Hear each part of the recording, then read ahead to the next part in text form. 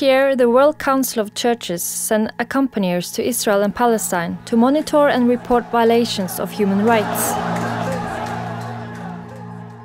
This was initiated by local Palestinian church leaders after the Second Intifada in 2000.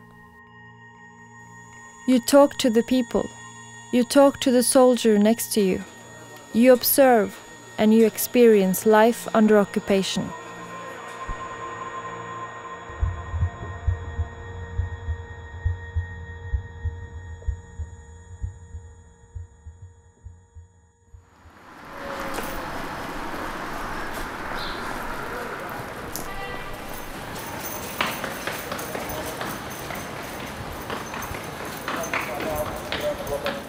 The Shuhada Street has been closed for Palestinians for years.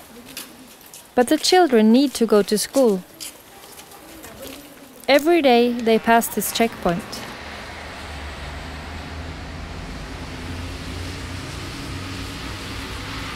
One of the duties we have as an EA is accompanying school children to the school because they've in the past suffered a number of settler attacks.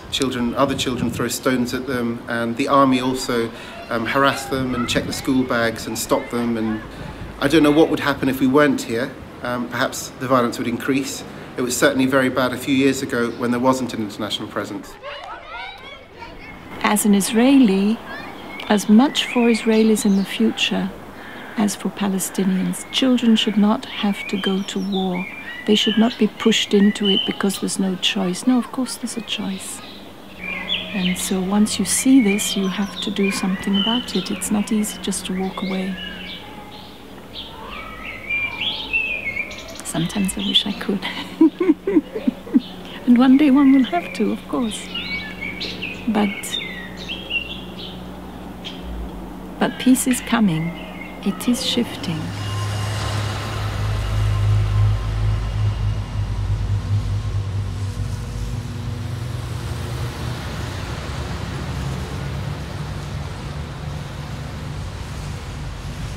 One thing we do as an EA is to go to house demolitions in order to support the family of the situation they're in, but also to write incident reports so we can tell the world what is happening in Palestine right now. This family here, they didn't get a call this morning. Actually, there was only their 8-year-old son who was in the house when the bulldozers came and tore the house down. So when the mother returned from driving one of children to school, she found the house half torn down. And today you can tell that the whole family is in great shock. EAs are living here for 3 months. They live with people in their nice, happy moments, in their sad moments, in their disastrous moments. EAs live the experience completely for 3 months, so they're more like a Palestinian or an Israeli peace activist than an international who is here to visit. So they get the essence of life, they get the essence of the story. They are not protecting from the incidents themselves, they're preventing the incidents from taking place. So they're helping Palestinians to live as normal as possible in the places where we are.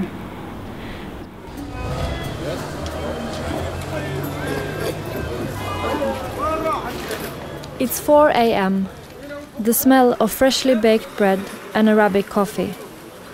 Some are still sleeping on the ground, others are talking, and some are having a cigarette. Over 2,000 men pass this checkpoint every workday. Some wait for 4 hours to pass through.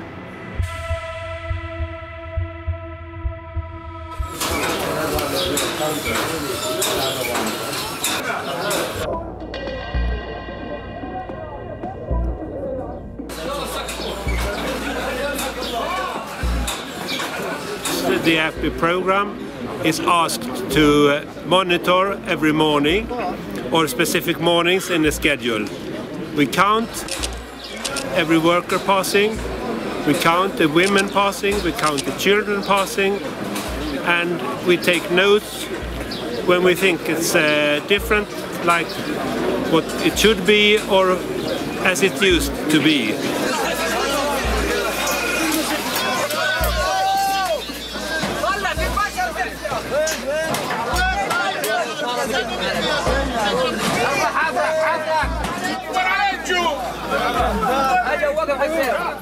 Many mornings it's quite emotional to see the workers waiting.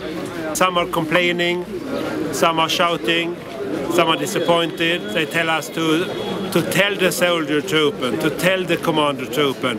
And we have not the possibility. Mostly it's bad feelings when we monitor.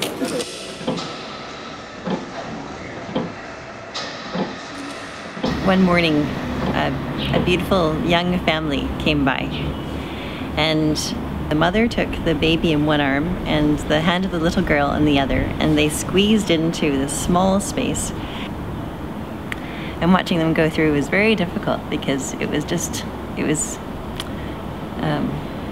such a regular sight, say in Canada, of a family walking down the street. And for this family, they had to go through this whole process just to go from one side of their community to the other. It was hard. It's beautiful. Lovely family. So that, I think, has made a huge impression on me. And I think will stay with me as I go back to Canada and try to describe what life is like with this wall and a terminal checkpoint dividing people from school, from work, from health, from family, going to visit their aunt or grandmother. It's hard.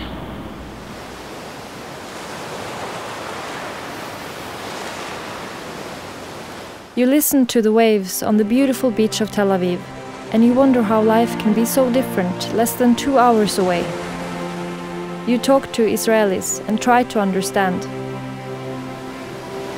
We want to have open borders just like in Europe, that one day I can start my car and drive to Lebanon, Syria or Gaza, have a cup of coffee and a cake, and unfortunately I don't see it happening.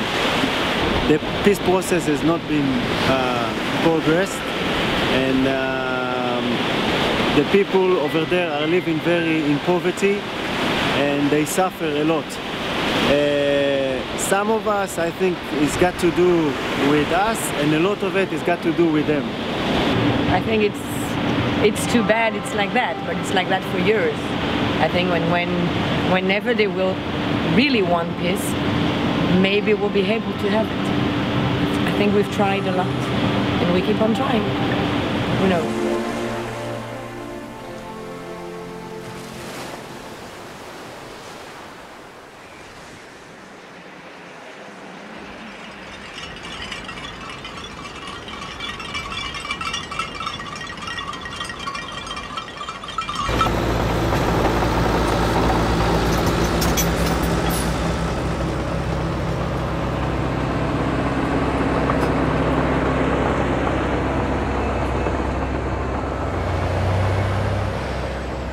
Demolitions occur not only in Jerusalem, but all over the West Bank.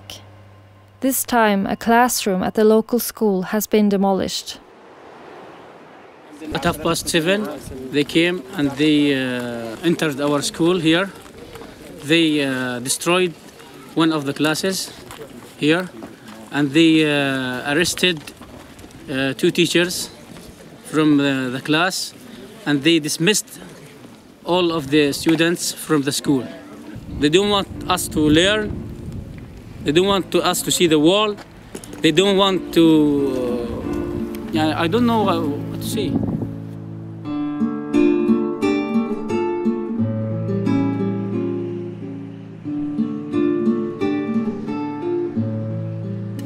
I need the world to know exactly what happened in the Middle East. Just to know how the people live.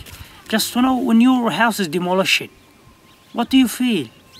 The demolition houses, the violence, it's killing you from your inside. Just you died inside.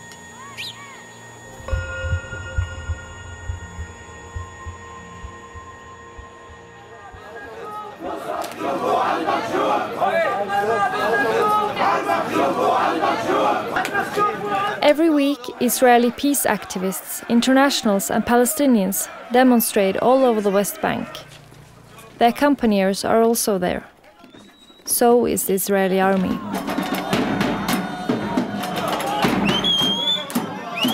You have the sound bombs, and then you have the tear gas.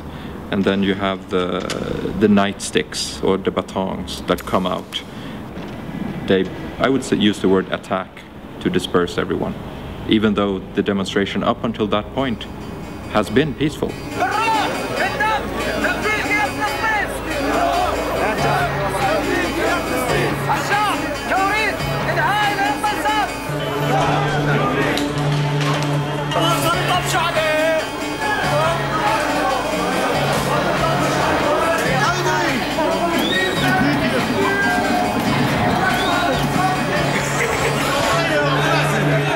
It's a violent reaction to a peaceful demonstration from the Israeli border police that I really, really don't understand why.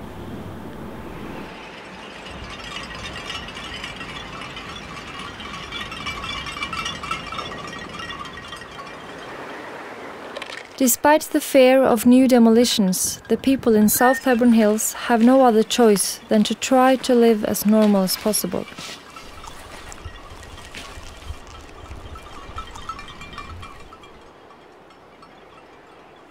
We need to live in peace, without problems, without violence. I am tired from the violence. All of us tired. You must start thinking about the future, not just stuck all of us and we said, okay, we wait. We must think, all of us. I hope the peace is coming at last, because this is my hope, personal hope. Just the peace is coming at last. We haven't stopped demolitions, we haven't stopped evictions, we haven't stopped land grab, we haven't stopped forced displacement, we haven't stopped settlement expansion, we haven't stopped the checkpoints. I think that we will, and if not us, people coming after us, this can't go on.